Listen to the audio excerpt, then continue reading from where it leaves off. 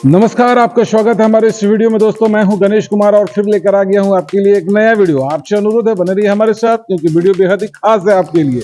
जैसा कि आप सभी को पता है कि गणेश चतुर्थी शुरू हो रहा है, तो इस पर विशेष जानकारी पाने के लिए हमारे साथ एक पंडित जी हैं और इनसे बात करते हैं। बहुत सारे बातों का, सवालों का जवाब जानने का भरपूर प्रयास करते हैं। बाबा, आपका नाम क्या है ये हमको बताइए पहले। मेरा नाम जितेंद्र पांडे हुआ। हाँ। मैं सिंधी रांगामाटी में रहता हूँ। एक चीज हमको बताइए कि सभी भगवानों में सबसे पहले गणेश भगवान का पूजा होता है, इसके पीछे का कारण क्या है? देखिए, सबसे बड़ा बात है कि इसमें पूजा होने का बात है कि हमारे प्रथम पूजनीय गणेश हैं, जो इनके पूजा सब देवों में, सभी देवता देवी में इनको पहले रखा गया है।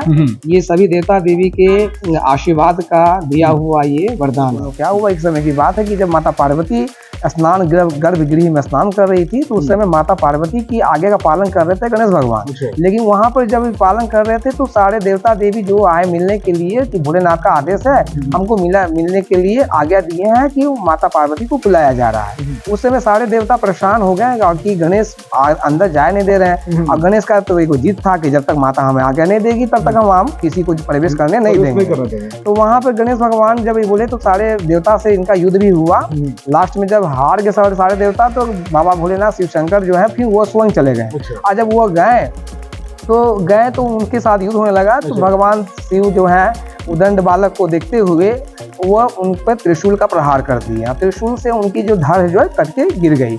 अब इसमें बात है कि त्रिशूल से उनका पिता पुत्र में वध क्यों हुआ, लड़ाई मतलब सर क्यों कटी। इसमें क्या, एक समय की बात है जब गणेश भगवान का जन्म हुआ था, तो उस जन्म होने के पश्चात सारे देवता देवी को आमंत्रण दिया गया था कि हमारे पुत्र का, जैसे एक बच्चे का जन्म होता है तो सारे माता पिता अपने बच्चे का जन्मदिन का उत्सव मनाते हैं। उसी प्रकार से सारे देवता को निमंत्रण दिया गया था कि सारे देवता हमारे बच्चे को अपना आशीष दे, मतलब आशीर्वाद दे।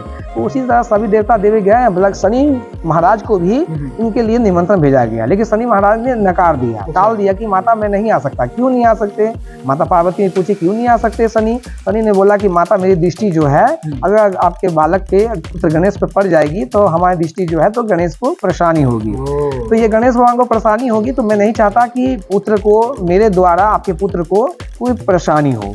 तो ये माता पार्वती बोली कि तुम अभी भी चीज मानते हो, सारे देवता आशीर्वाद दिए, तुम भी आशीर्वाद दो। लेकिन माता पार्वती अपने पुत्र मुंह में वो शनि को बोली, शनि महाराज को, कि नहीं आप आओ। जब शनि भगवान ने माना भी किया तो नहीं मानी, तो फिर वो शनि महाराज गए और गणेश भगवान को देखे। जिससे क्या, गणेश भगवान को जो आप सभी लोग जानते हैं, शनि महाराज साढ़े साथी और ढैया जो चलती है कि जिस व्यक्ति पे अगर वो खुश होते हैं तो उसको अन्नो शन्नो भर देते हैं, सब संपत्ति दे देते हैं। और जब वो नाराज, उनकी दृष्टि अगर गलत पड़ जाती है तो वो व्यक्ति कितनों बड़ा भी पैसे धनवान क्यों ना हो, वो ऊपर से नीचे गिर जाता है। तो इस बाबा, एक छोटा सा सवाल है। गणपति बप्पा का शरीर बहुत विशाल है, बहुत भव्य है, लेकिन उनका सवारी मूषक क्यों है? देखिए, उनका सवारी आप लोग जानते हैं कि हम मूषक, मतलब छोटा सा ही मूषक है, उतने बड़े गणेश को क्यों लेके चलते हैं? सबसे बड़ा बात है कि मूषक जो है ये बुद्धि का ये प्रमाण है, प्रतीक है। ये बुद्धि का प्रमाण इस पे प्रतीक है कि आप लोग जानते हैं कि घरों में अक्सर देखते होंगे कि मूषक जी जो है, चूहे बहुत अधिकतर होते हैं। और ये बुद्धि में ज़्यादा गणेश भगवान जो है बुद्धि के दाता है, इसीलिए बुद्धि के साथ ही वो चलते हैं। अच्छा, एक छोटा सा सवाल बाबा कि गणपति बप्पा का एक दांत अक्सर जहाँ भी देखते हैं प्रतिमा में एक दांत टूटा हुआ है, इसका पीछे कारण क्या है? गणेश भगवान का एक दंत जो दयावंत चार भुजाधारी आरती में बोला जाता है, आरती में लिखा हुआ है। तो इसमें एक दंत जो है, एक बार की बात है, बहुत पहले की बात है कि इसमें गजानन जो एक बार उदंड थे, तो एक बार उनकी जो एक दंत जो है टूट गई थी। तो वो टूट गई, तो इसलिए उनका एक दंत रखा जाता है, इसलिए उनका नाम पड़ा एक दंत।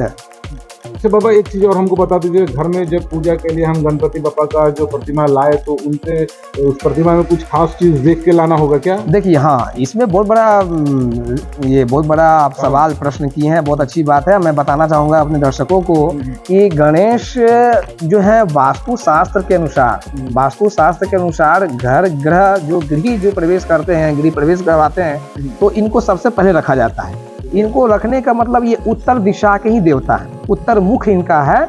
और इनकी जो सूढ़ जो है ये दाहिनी तरफ होनी चाहिए। हाँ, और ये बैठे होने चाहिए, जैसे आप दीपावली में देखते हैं कि लक्ष्मी गणेश की पूजा की जाती है, तो दोनों माता और पुत्र को मतलब बैठा होना ही उचित माना गया है। मतलब मूर्ति का विखंडित कहीं से भी टूटी फूटी ना हो। अच्छा बाबा, एक जाते जाते एक छोटा सा और सवाल बता दीजिए हमको कि गणपति बप्पा का अगर घर में पूजा हम करते हैं तो क्या ऐसा मंत्र सिंपल सरल की जो पढ़े और मेरे लिए काम करे या सभी जनता के लिए काम करे? देखिए, सारे भक्तगण को मैं बताना चाहूंगा कि गणेश जी के गणपति बप्पा का जो मंत्र है, स्वस्ति वाचन, जैसे ब्राह्मण लोग, पंडित लोग जो करवाते हैं पूजा पाठ, तो ये बहुत उन लोग तो शुरू से करते आ रहे हैं, इसलिए करते हैं। जिन भी भक्त को नहीं आता है तो सिंपल सा एक मंत्र है जो मैं यही बोलूँगा, जब पूजा कर रहे होते हैं तो बस यही मंत्र बोलना, ओम गंग गणपते नमः, ओम गंग गणपते नमः, ऐसे बोलते जाइए। और उनको दुर्वा मतलब दूभी उनको बहुत प्रिय है, और मोदक बहुत प्रिय है, और लाल सिंदूर उनको चढ़ता है। इसीलिए आप मंत्र याद नहीं है तो ओम गंग गणपते नमः करके आप उनका पूजन कर सकते हैं। पूजन में एक चीज़ है कि भाव होना चाहिए, बस मनुष्य में भाव होना चाहिए कि हम पूजन में कर रहे हैं। पूजन दिखावा के लिए नहीं होना चाहिए, पूजन भाव से होना चाहिए।